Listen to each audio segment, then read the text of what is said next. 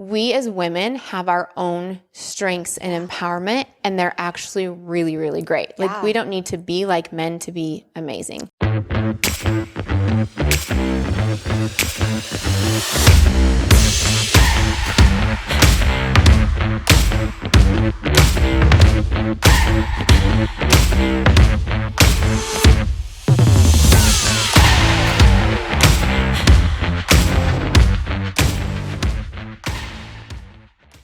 I did write down this one thing that I wanted to share. I just wrote down that what my drive is for homeschooling and just in life in general is like, I feel like if we have truth, like we have to preserve it for the next generation. Like it's up to us to do that. And I think we do a huge disservice if we have this truth and this knowledge and these things that we know are good and true and beautiful, and we don't pass that on. Like we have to do that. That is like our job to lead our children, guide them, and then walk beside them as they grow and get older. So anyway, it's kind of my drive is to preserve that. I feel an urgency to do that, you know? I think with that, that's so special because I mean, growing up with a mom that worked, and that's what she taught me, is you have to work. You have to provide for yourself. You have to, she's all she had, right? Yeah. If it wasn't, and she had to support me, and she was a young mom. She had me at 19. So she always just taught me, like, I know this is, I like look back, I'm like, Mom, what the heck? But you can't depend on anybody. You can't depend on a man. You can't depend, like she always would tell me, you can't depend on a man. So I always thought, if it's going to be, it's up to me. Like I have to work hard. But I think it's so special for a mom that can stay home and raise her kids and teach them values and lessons and versus, you know, the streets raising. Yeah. Like not as bad as Jeff. The streets were really raising Jeff. But, I mean, it was kind of a free-for-all, right? Yeah. And my mom wasn't home to teach me lessons or, you know, the only thing was watch me work and I'm going to work versus having that one-on-one quality time, being there. And so that's just so huge. And thank goodness that we got into business at a young age and didn't quit. I think there's so many times you wanted to quit. I wanted but you probably talked Brandon off of a ledge multiple times. Same. I mean, there was a lot of times Jeff's like, I can't do this. I'm like, we're doing this. Yeah. You know, like there's nothing else. Like we're doing this. Yeah. There's no question that like gratitude for, and having a spouse that will continue and like build this, knowing that this was my dream, honestly, was to be home with my kids as we were building. I'm like, I just want to be able to be home with my children. Right. Like, that was really important to me. So I'm so grateful for, not quitting and keeping going and keeping the vision alive for both of us. You know, like, okay, why are we doing this again? Let's talk about this. Why are we doing this? You know? If not, then what else are we going to do? Everything's going to be hard. Like if you have to work at a job or what, that's going to be hard too in different ways. Right. So let's do this. Like, So do you want to talk a little bit about where do you want to go next, Kels? Well, do you know what? I wanted to share one more thing really quick about the continuing learning, as we were saying, is like for us to continue as parents too, for our kids to watch that. Like my kids think that I'm weird, I think, but maybe they'll understand eventually. But I don't want to go to the beach. I seriously want to I have this little place where I kneel over the side of my bed because our bed's really low to the ground. And it's funny, I have this beautiful office and I love it in there. And I play the piano in there and I do homeschool in there. But I go to my bedroom to study all the time. So I kneel next to my bed and lean over it and open all of my books. And I've got book, notes, and I just want to study the scriptures and understand. And if anyone asks me what I want to do, I'll be like, I just want to read. I just want time alone to study. But I've been trying to do a lot of courses too, Hillsdale Online. If my kids ever want to go to college, it's only Hillsdale College that they can go to. Okay. And they have a ton of free courses like Constitution, economics, and all that. And I'm trying to watch one of those, and you can do a little test after to see what you learned and print off a certificate and be like, I went to Hillsdale College. I learned the Constitution 101. Are you getting your bachelor's degree right now at Hillsdale College? I might. Awesome. So I think that's really important for us to continue self-improving. Yeah. Or I started piano lessons at the age of 34. I'm like, I want to learn how to play the piano. I want music in my home, and I want my kids to learn how to play. And it's actually really hard to get them to practice without you playing. I mean, with me playing, but then without, it's like, okay, I actually am showing them that I'm in there practicing, you know, and doing this. And it's important to me. Yeah. And it's so fun to be like, hey, I'm going to learn also this song. Yeah. Also, what is that teaching? What is that teaching your kids? Yeah. That it doesn't matter how old you are. You can start something new. Yeah. You can learn something new.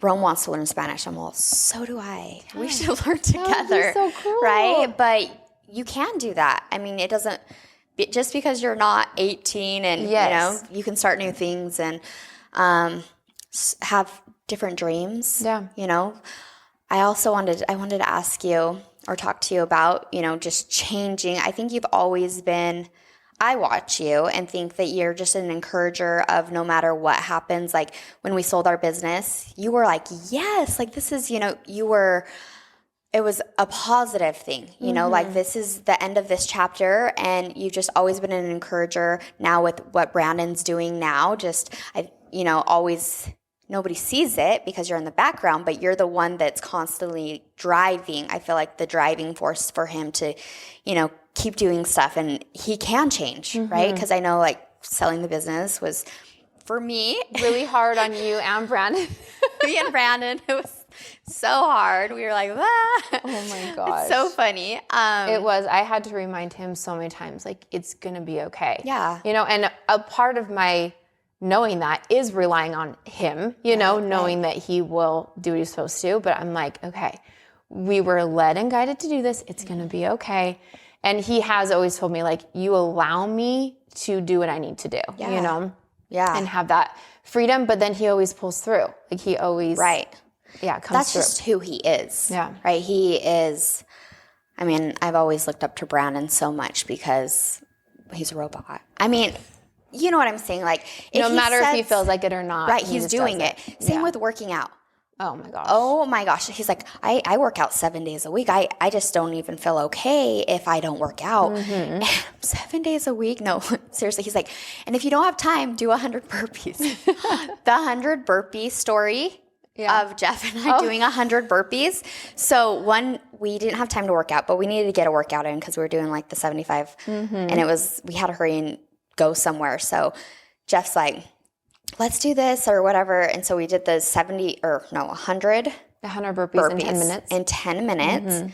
I finished like 9:58. I have never been so sore. No. I mean, it was 2 weeks. Yeah. I have never been so sore. I thought my arm or my shoulder was broken. Never. Oh my gosh. Again, something so simple. Yeah. Like, why? That was always our, like, if we're traveling, that's what we do. Now I can't, my back's so bad that I can't jump. Right. And I can't jump back. So I'm like, I can't do jumping back or jumping up anyway. But that was our favorite thing to do. I do think, I wonder, like, it's weird to think of what you would be if you were like married to somebody different, because I think that I know that I was driven and like consistent and disciplined, but I watch how he has, like, I almost want to keep up with that, you know, like would I be like super lazy or like, I don't know, like all of these things I just wonder. And I'm like, no, I'm up early, I'm to the gym, and every single day. Right. And, well, I'm 5 days a week. He's 7. I'm like, okay, let's take a day or two off. And he's like, no, there's no days off. Like, and sometimes I'm like, okay, I really think you're okay to take one day off, but he won't do it. Yeah. He has to keep going. But I'm like, okay, I'll do 5. Right. That's good. So part of me is like, I want to like impress him that I can like, I can hang. I can do the 100 burpees. We did 1,000 squat jump challenge once. It was horrible. Death. Yeah. Wait, couldn't walk for like 2 weeks. Squat, jump. That's it. Just down and up. Squat jumps. We did 1,000 of them. How long? I can't remember how long it took us to do it. I think at 25, I would be on the ground. Yeah, it was bad. 1,000. It was really bad. I couldn't walk for 2 weeks. And you never did it again. You're like, whose idea? We could have done that better. I mean, I think 100 or so would do the trick. Yeah, you don't necessarily need to do 1,000, but we're like, let's do this. Anyway, but he's driven, he's disciplined, and then sometimes I have to rein that in, and then sometimes he helps me, right. You guys push ourselves, balance each other out in the sense that you guys complement each other. Okay. Not balance. Yeah. There's no such thing as balance, but you're so different, and I see that with Jeff and I as well.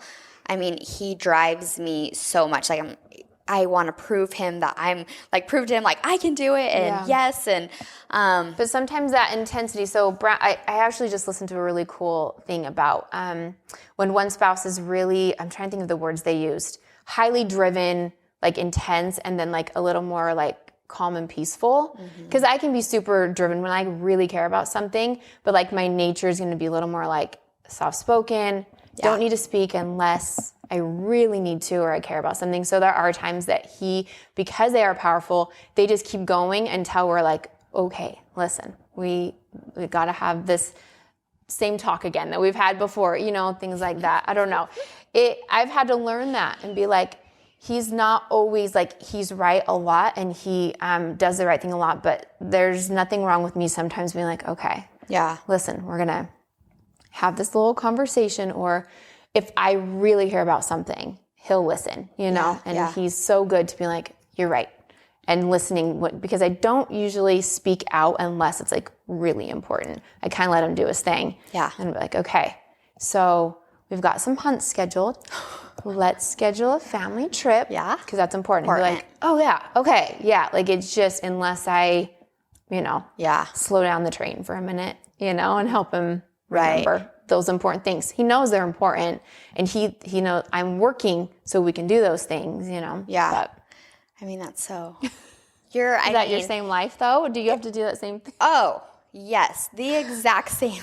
Brandon and Jeff are so similar, obviously. Jeff was coached by Brandon. I don't know if that's it, because they're bringing their lives were so different until they came into the business, but absolutely the same. Yeah. I'm like the calm. It's like the storm, right? Yeah. But I was going to ask you, oh yeah. So how long have you guys been married? 22. 22. It's your anniversary. Yes. Oh my gosh. 15. 15 years today. I remember your wedding. I was there. You were, yeah. So my wedding, it was at, I don't know, 2 o'clock. 2 o'clock. And the reason why it originally was planned for Saturday morning, but we had training. Yeah, you can't go Saturday morning. We couldn't go Saturday morning because building years. Yeah, so we had training, and Brandon's like, no, so we scheduled our wedding around our business training. I'm like, wow. But I mean, that taught me a lot too, just, priorities and stuff like that. But what was I saying? That's okay. Your wedding, your marriage on Saturday. Oh, but I was going to ask you, I was just going to talk to you. 22 years. 22 years. How'd you do it? I mean, I'm at 15. I got It's pretty dang good. It's pretty dang good. But I think, this is where I was going, is that I think in marriage, you have to be willing to, compromise. It can't just be like, oh, this is the way it is. There's only this way. And because you and Brandon, he'll be like, okay, I have this. And you're like, okay, but we need to do this. And you guys both compromise with each other. Like, is this a deal breaker? Like, at the end of the day, Jeff and I want to be together forever. Yes. Brandon, you want to be together forever. So what really is a deal breaker? And I think I watch a lot of marriages crumble because, I don't know, stubbornness, or we're not willing to compromise, or communication, not communicating. I think that's a huge thing. Like, okay, like this made me feel this way. No. But you were saying how, I just think that the way you said it is how, okay, we need family, we need a family trip. Oh, okay, yeah, but you guys are willing to compromise. And sometimes not right away. Like, are you just wondering, what do you do when you don't see eye to eye on something? Yeah, like how do you... Like willing to let it go for a minute. Like, let's shelf this and we'll come back to it. Yeah. And I don't know. I mean, that's something, like, I think if you do have that long-term perspective, we're in this forever. So if we're going to let this one thing, important or not, destroy, this important thing that we're trying to do here, we've got to figure this out. So, I mean, there's been a few times I'm just trying to think, like, I think Brandon's a really good man when it comes to okay, let me give you an example. Sorry, I'm just trying to think of the best way to describe it. We had 3 children, okay? So we had Jersey, Sailor, and Bridger. Now, Bridger came really early. I was in the hospital for, my water broke at 30 weeks. And so it just was this random thing. Never happened before, 30 weeks. I walk into the hospital like, I don't know what's going on. And they're like, oh, you're here till you have your baby. And we hope that you can hold this baby in for 4 weeks, Wow. And it was like, what in the world? Wow. So I ended up being in there for 17 days. He stayed in so he was 32 and 6. And so he came really, really early. So after that, Brandon was kind of like, okay, we're good, right? Like, we're good. Got our girls and our boy, and we're done. And I just felt this mother's intuition that there was one more child. And it was something you almost can't describe. It's just a feeling. It's just very clear in your mind. I knew when that pregnancy with Bridger wasn't my last. And it just was very, very strong, but I knew Brandon was not open to it. And I'm sure there's tons of people that will go through something like this. And I don't have the best answer for everyone's situation, but I will say that I did let him know, okay, I'm feeling very strongly. There's one more. I know you're not there. I know that you're not. I want you to pray on it, think about it. And I'm here. We'll pray about it together whenever you come to the light. But yeah. And it took him, a few, maybe just weeks of him kind of like, and I'm like, okay, it'll probably take a while because each child we had took a long time. And after a few weeks, he came to me and he's like, you are right. I've been praying on it and I've received the same answer as you. Yeah. And I mean, honestly, Dodger's the biggest blessing in the whole world. Like the sweetest little ray of sunshine that Brandon's bonded with each child. But I think that one he's actually bonded with the soonest. You know how it just takes them a long time sometimes. They just aren't ready. Like women are ready. We're ready to have kids and husbands just take a minute. Yeah. And he's the perfect little ending. And then we both felt good about it. And that doesn't always happen. But me getting a little wiser with approaching him and being willing to have that conversation of, listen, we're going to get through this. I love you. You love me. We're going to figure this out. I want to be married to you. So we'll, and have that instead of like, I don't know, like one of us has to be right or, you know. Yeah. I don't know if that's a good example, but that's just what popped in my mind when you were asking. That's the same, similar with our last child. Jeff was like, we have a boy and a girl. We're done. He always wanted 2. I always grew up thinking I was going to have 4. Yeah. But then after he was just like, 2, we're done. And so I was just okay. But I just, same thing, had this strong feeling. And I just kept praying.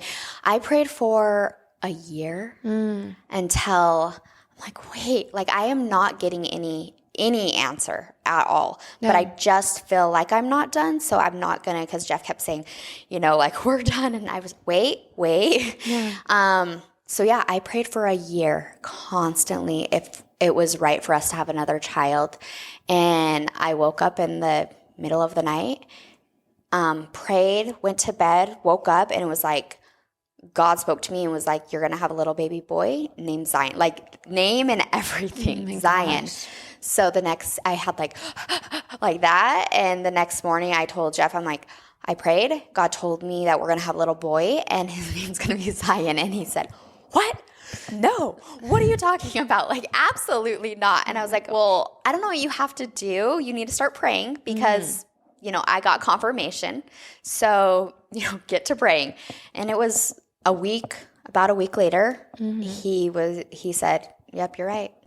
So when I got pregnant right away, and I knew it was a boy. I didn't even need to find out. Yeah. So it's really interesting. He's a good God-fearing man. Yeah. Yeah. So I think men and women can learn from that for sure. It's not like the wife's always right, but when they have that intuition and a man's willing to say, okay. Exactly. And the blessing that little Zion is to your family. Oh my gosh. Little blonde. He is the best ever, the sweetest thing. Yeah. Jeff always says he's like the cherry on top. Like he completed our family.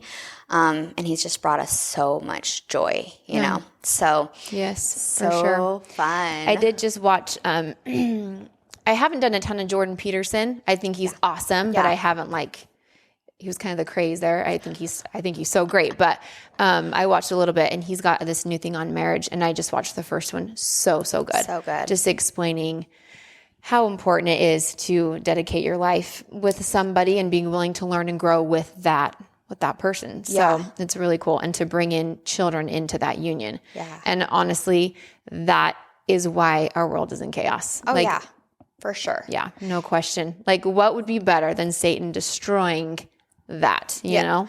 If you can destroy the family, you can destroy everything because there's no foundation. Yeah. Right? No values,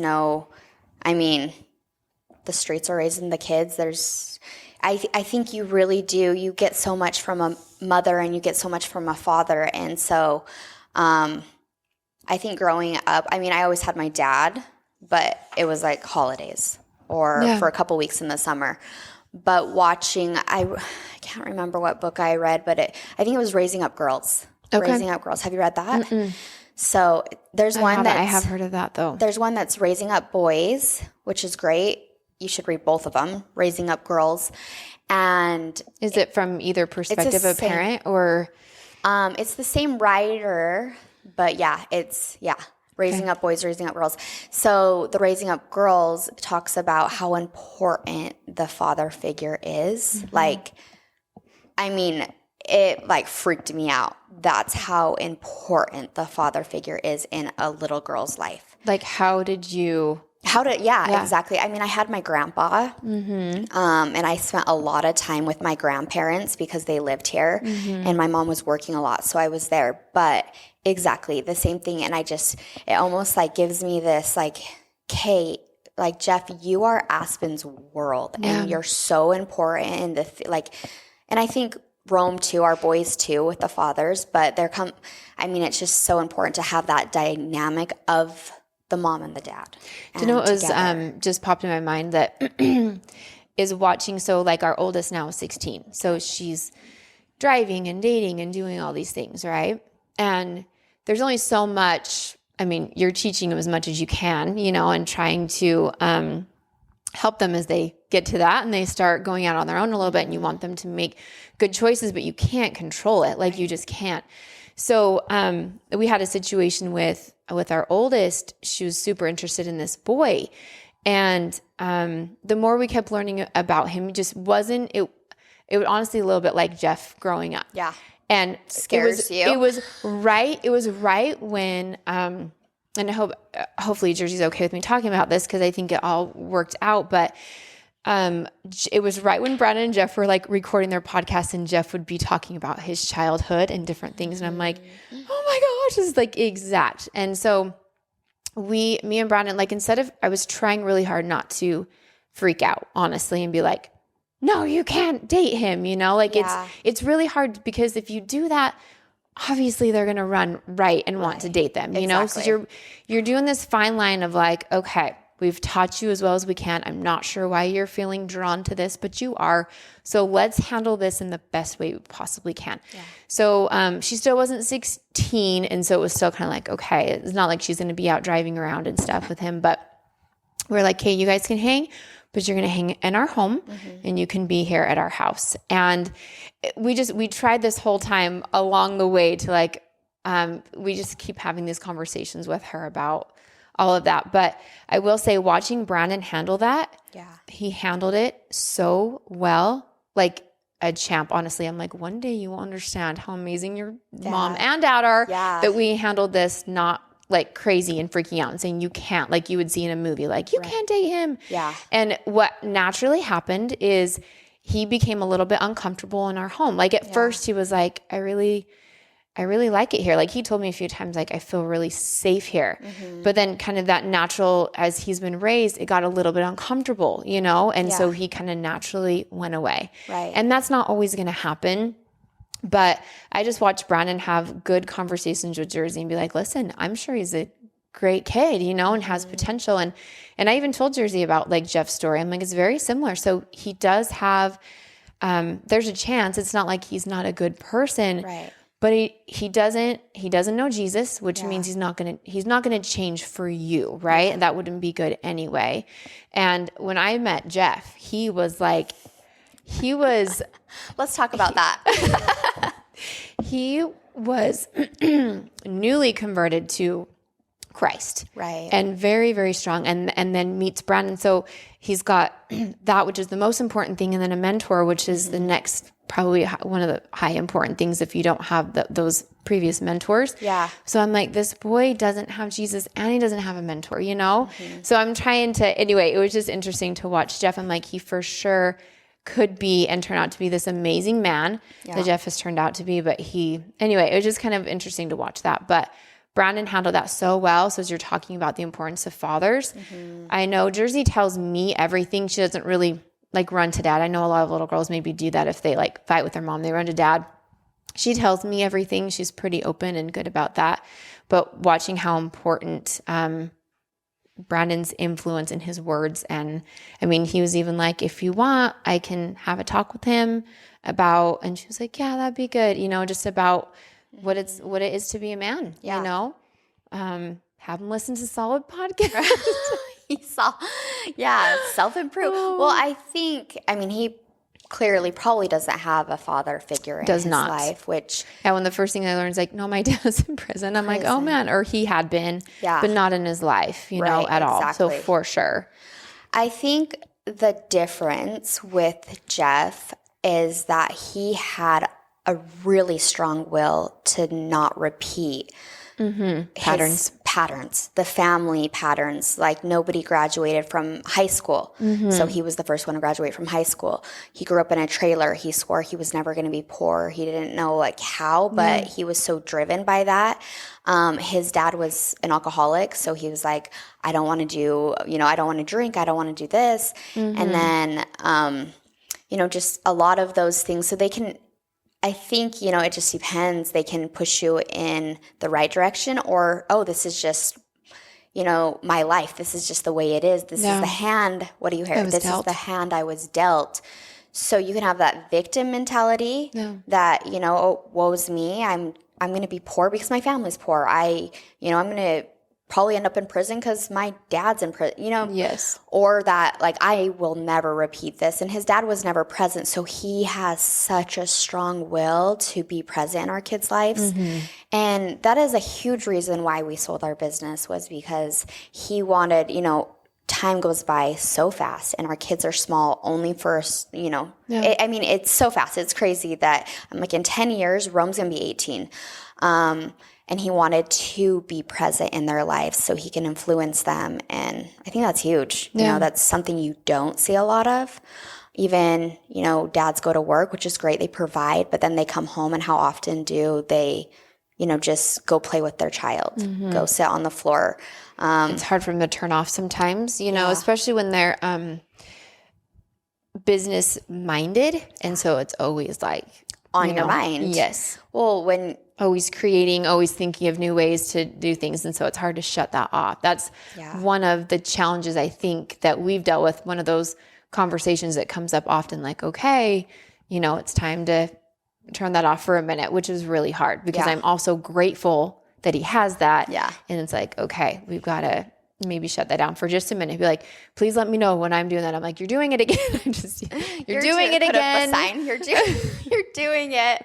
I mean, with the phone, I remember Todd Peterson, billionaire, right? Yeah. He said, I make all my phone calls. in his garage before he comes in. Before I walk into the door, and I turn off my phone right when I walk in, so he can be present. And even if I think that's so huge. Even if it's an hour, be present with your kids. Ask them, how was your day? I try to get eye to eye and talk to them and listen to them because it's so easy to, I've got to clean, I've got to do this, I've got to return messages, I've got to make phone calls, and your kid's trying to talk to you. I think you had talked about that. What was how much time with each kid? Like, it's like 10 minutes a day. 10 minutes a day. Like one-on-one with, they choose like whatever they want to do with me for 10 minutes. And it supposedly will improve their behavior like that if they just have that one-on-one time. Right. Well, and I have noticed like if Rome is acting out, if I just get down on my knees and look at him and say, "What's going on, bud?" and hug him and just, "I love you," and then he like he doesn't even know how to respond, like if he's acting out. Yes. And so that was my answer with Jersey for a long time because she's very strong-willed. Very, very hard. She came out of the womb that way, honestly. Like her claim to fame, if anybody ever asked me about Jersey, I'm like, let me just tell you this. As a newborn baby, she would hold her breath and pass out when she didn't get her way. Yeah. Like from birth, like newborn baby. I like remember. Who knows how to do that? Like you have to be so strong-willed to pass yourself out by holding your breath. So until about 2.5, she did that all the time. Anyway, so I've had a lot of learning lessons with this child that I found myself wanting to control so bad. Yeah. Like, stop being like this. Like, please don't do this. And that was one of the things that helped was when she was so upset, when she was probably Rome's age. Yeah. And I would just drop everything and just go to my knees and be like, come here, sweetheart. And she would just like melt and just fall on me and just cry because she didn't want to act that way. She didn't know what to do. They don't know how to communicate what the heck's going on. Right. And they don't control know. their emotions. And stop and go. Instead of me like yelling at you or telling you, I'm like, come here, come tell me what's going on. Right. And stop whatever you're doing. I think if your house is perfectly spotless all the time, there's probably an issue. Like it's not going to be looking great all the time. No. They're going to have toys out. They're going to want to create. You're going to need to stop what you're doing and spend time with them instead of, washing the dishes. It's just how it goes. Yeah. And then pull it together and everyone, clean it up. But I don't know. I learned a lot from Jersey, a lot that I didn't know I needed. Like I thought I was going to have my first child be like just like me. I don't even know why. Like I just always imagined I would just have this little mini me, and I'm like, she's not very much like me. She's just not. Yeah. And I had to learn so much from her. I feel like that's what our children, like God sends us the children we're supposed to be sent to teach us. Okay, like you like to control everything. Well, guess what? You can't control everything. And I'm similar. I like to control a lot. And Rome is like, you are not going to control me. Yeah. He fights back. If I push, he pushes harder. So I've learned a lot. I think a lot of anxiety comes from that too, because you're trying to and if we can stop thinking, I think what would happen to me is she would be maybe having a tantrum about something, and I would picture her as an adult being that same way. Yeah. And then I would it always comes back to like us worrying about us. Somehow it always does. Because you're worried about them, but really you're like, okay, is it me worried about them, or is it me worried about them then worried about me? Or you know what I mean? Like, how does that look on me? Or did I not do a good job? Is her spouse or whoever going to be like, how come you didn't train? But like all those things would come into my mind. And when you let all that go and just say, she's just fine. She's not going to be like, she's okay.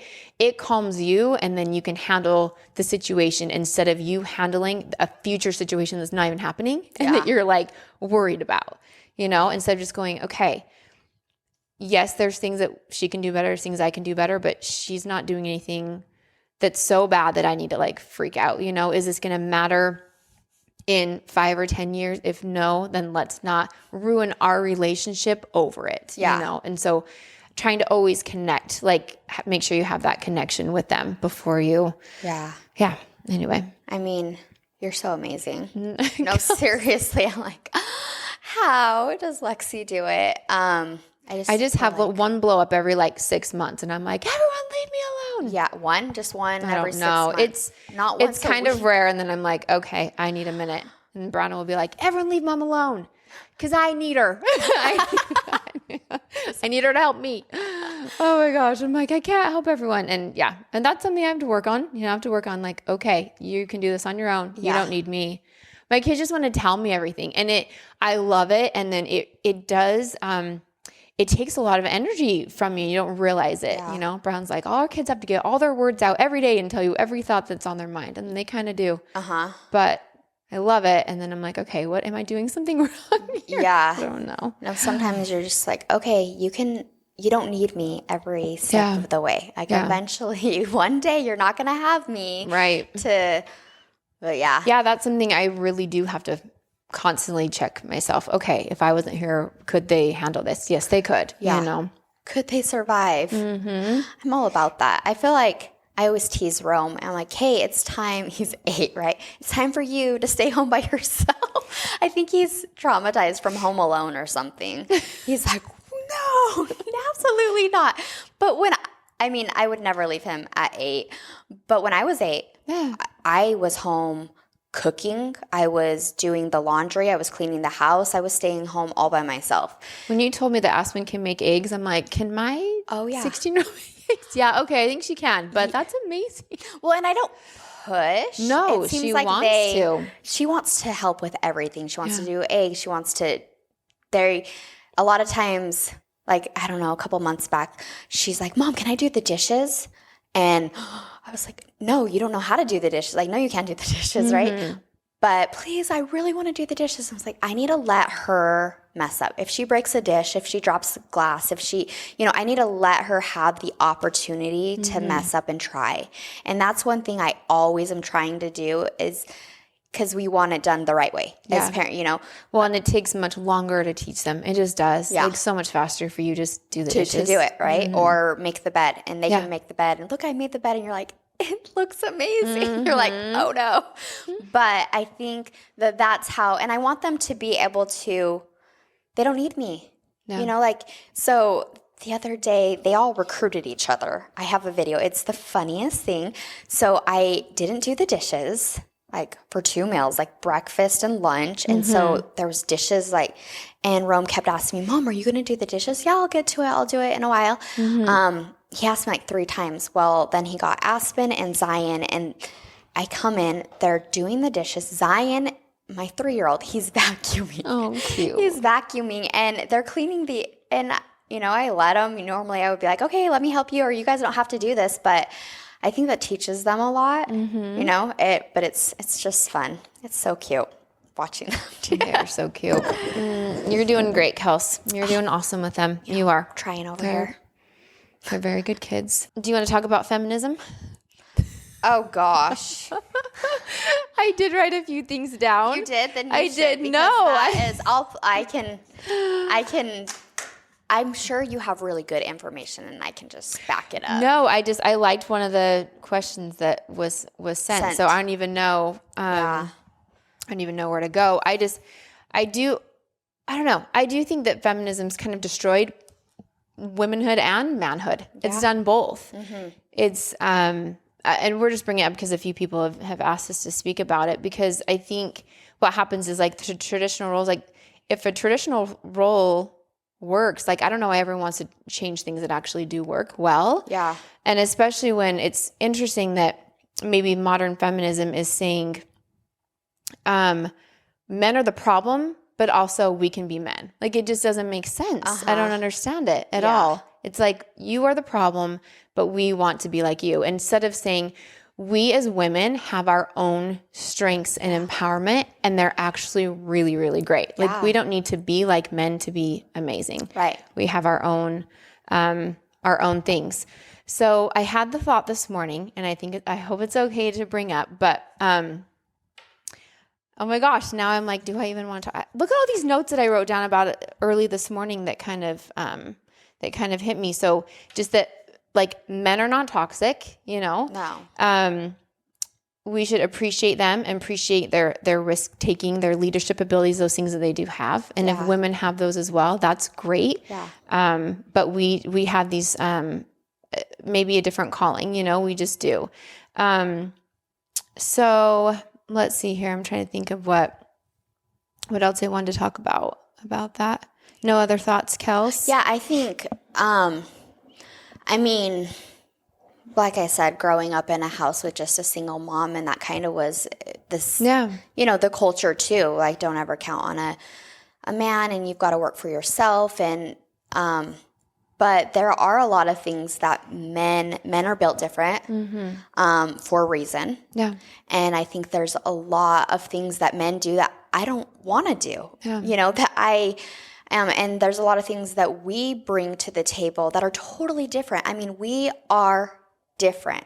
And that's why I think the family unit, because a man provides, whether that's hunting or working, that strong security. I had a friend, her dad just passed away, and she said, you know, I never realized after like how much security our dad brought to our family. Yeah. Like that security of our family being safe and okay has been like taken away from us. And I didn't ever understand that. And I thought about that, and it's so true. I mean, Jeff brings so much security to us. And I think that is how God intended it, for man to come in and bring the family security. And I'll provide, I'll hunt, now if a mom wants to go and work, great, but that's not how it has to be, because the world says it has to be like that. And even coming into Primerica, I thought that, like, I'm going to be the one that's doing all the work because I always thought I want to be the provider. Crazy, because my mom was always the provider. So I thought I have to be, but I don't have to be. I mean, if I want to be, great. I can do that, but I can also, you know, have a good house, put a good house together with our family. You know, I say make food, make dinner. I know Jeff cooks. Jeff's the cook. But, you know, be a present mother. Well, I don't know where it ever started that being a wife and a mother wasn't fulfilling or wasn't the coolest thing ever. I think Satan's greatest lie is to make that not like as cool as it is. Right. It is amazing. It is very empowering to be able to create that. I heard a really cool quote that says, women don't have a womb, they are a womb. Yeah. Like, we are to bring these children to the earth. Like, that's what we're supposed to do. And I don't know. I think Eve gets a very bad rap. Eve was a noble and great spirit. Like, she was an amazing woman to be the mother of all living. That was her name. Mother of all living is Eve. So she did what she was supposed to do. Yeah. She brought the children to this earth. And I don't know. I think that's just getting such a weird take in the world. I think maybe in our circles that's not really happening, but in the world it's a problem. I think. And men are not oppressors. They're our partners, and us working together, you know, hand in hand, like the same but opposite, kind of working together. And I don't know. I think it's pretty cool. It's a blessing to be a woman and to be a wife and a mother. And we have some great skills and we can help in business. And we have a lot of great women that were in our business that were like a lot of times the leaders. Yeah. And they're amazing and they're great. And they're great women or mothers as well. I think there's been a lot of women who regret not taking those years that you can have children, and they spent them working in an office or, you know, and didn't take the opportunity to have children, and now regret it and years and years later and raise their children. Yes. I know we have our whole lives to make money, go work. I mean, our kids are only little for so long. That's why I'm so glad we got our business and financial situation all settled before we had kids. Yeah. But I think that if you're in a situation where, well, I have kids, well, then get it done as fast as possible. But you still can be present. I think you have one or the other. I don't think I think you can have both, but you have to be intentional about it. Yeah, there was part of me that was like I don't know if the word's jealous, but slightly when people were building when their kids were watching that, because my kids, I'm so grateful that we did get a lot accomplished before they were born, but then they didn't totally understand why they have this life. Right. And they see their dad still working now. And obviously we try to be the best example for them, but they didn't see that.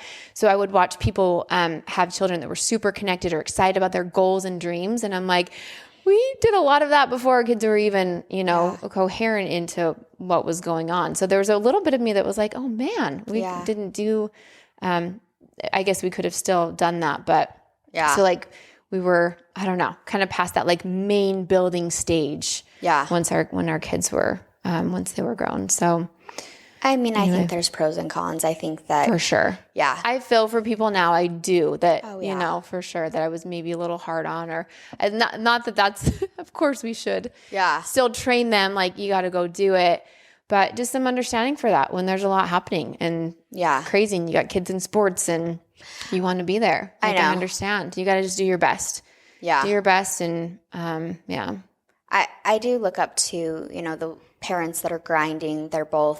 They're raising kids. So they're tag teaming. Okay, you go do this. I'm going to drop this kid. I'm going to still be present. Mm-hmm. I'm going to be present for my child at this. We both might not be there, but we'll, you know, and that, I mean, I've got lots of friends that do that, and they're raising amazing kids, amazing families, still grinding, but still being really present in the family.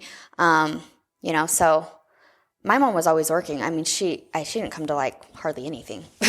And look at, I made it out. I'm okay. You did. You're amazing. So we think, right? Maybe we can end on this. Is somebody wanted us to talk about regret, having regret. Is there anything that you feel like you regret, maybe when you were building a business, or you regret, I mean, not now because you're raising amazing kids, but just that having that regret. I never wanted to have regret, and that's why I think I couldn't quit, because I didn't ever want to say, well, what if? No. What if we would have done this, and watch other people win and succeed? Because we watched you and Brandon, and we're like, okay, if they can do it, we can do it. Mm-hmm. And so there's so many success stories, and we watch all these leaders and mentors do what we were doing. So we knew it was possible. Yeah. It wasn't like we were going in blind faith. It was just, were we willing to do the work? And so I never wanted to have regret. And I always kept that in the back of my mind. You know, I will probably I imagine myself like being on my deathbed, like regretting like quitting something that I knew could provide for my family for the rest of my life. Yeah. So I don't have any regrets. I think regret's hard because it's really hard to say, because then you don't know what different trajectory your life would be on if you didn't go through or do certain things. So you want to say, I mean, there's definitely things I'm like, okay, could have done that better. One thing that I wish I would have done better is something that was hard for me is when I'd make really good friends with people and then they would quit the business. Yeah. And it was hard to separate. They're still my friend, but if they're not around and this is what we're doing, then they might not be a part of my life as much. And that was because you've got so much time, you got to kind of choose what you're doing. And that was probably my hardest thing. And I wish I would have done a better job of letting people know that I still love them, like maybe have that maturity to say, because I wanted them to do it so bad. And when they quit, there was a little bit of me that was like, don't quit. And so maybe it put up a bit of a wall where they didn't feel like they could still be my friend. That might be probably my biggest thing is I wish I would have maybe done a better job with people that were like, and some people just kind of up and left and you didn't even know. And you're like, I don't know, like people that I was really, really close with and then they would leave. And I didn't know how to just, instead of just calling them up and say, hey, listen, I still love you. If I see you, I want to still talk to you, and you know what I mean? And be a little bit better that way, instead of having probably a little bit broken heart that they left and maybe thinking that I could keep them, you know? Yeah. But maybe just having that maturity and it's still such a maturity thing, because I have done that countless times, instead of, because you want something so bad for somebody, but you can't want something for somebody. They have to want it for themselves. And you know what? Sometimes, I mean, it's not like what we were doing was the only great thing. Exactly. And I had a hard time with that. I'd be like, no, this is the best. Because it was great. Only way. Yes. And so, to be able to be like, hey, they're doing great things too. Yeah. And because we were so driven to get everyone that we wanted to win, out of good reason. It wasn't like, I want you to win so I can make more money. It was like truly genuine. I want them to win so bad that it would hurt me when they left. And then it would almost like, okay, I don't know how to be their friend now. Yeah. Or I want to be their friend, but they don't want to be my friend. So that might be the hardest. Yeah. The biggest almost thing like for that me. disappointment, like they disappointed you, so we can't be friends anymore. Versus if you called them up and said, hey, I love you no matter what. I wish you the best, and I hope that Because if they're ever going to come back, that would be the way to handle it. Or exactly, instead of never talking to you again. Yes. Just supporting. Obviously, you want to be that vision caster for them. But once somebody decides to do something else, you can let them go and still have that connection of a friendship. And I think that was a maturity thing. Like as soon as it was if you're not in with me in business, then like you're out. Yeah. Which I totally And I did struggle. And Brana would be able to cut a little bit easier just because that's his personality, where I'm more like the connection with people, and he'd be like, no, we've got the people that we've got to spend the time with, the ones that are showing up. Yeah. And I'd be like, but I really like them, and I want to be their friend. So but I think we both have learned that. He and I both, it's and it's taken him years too to be like, okay, we maybe didn't need to be so hardcore, but then if you weren't hardcore, I don't know if we would have won as big. So it's hard to know. Yeah, it's like a double-edged sword. You say, oh, I wish I would have done this different, but if I would have done that different, would I be right here right now? Probably not. I mean, sometimes you think, Jeff was so hard and just like, and he goes, well, maybe if I was a little bit more relaxed and nicer on my approach, would we have gotten bigger? Maybe. But I mean, you can't live your life like that, right? You want to, oh, sorry, I cut you off. No, you're fine. You want to have the wisdom before you go through the thing. Yeah. And then you're like, you can't.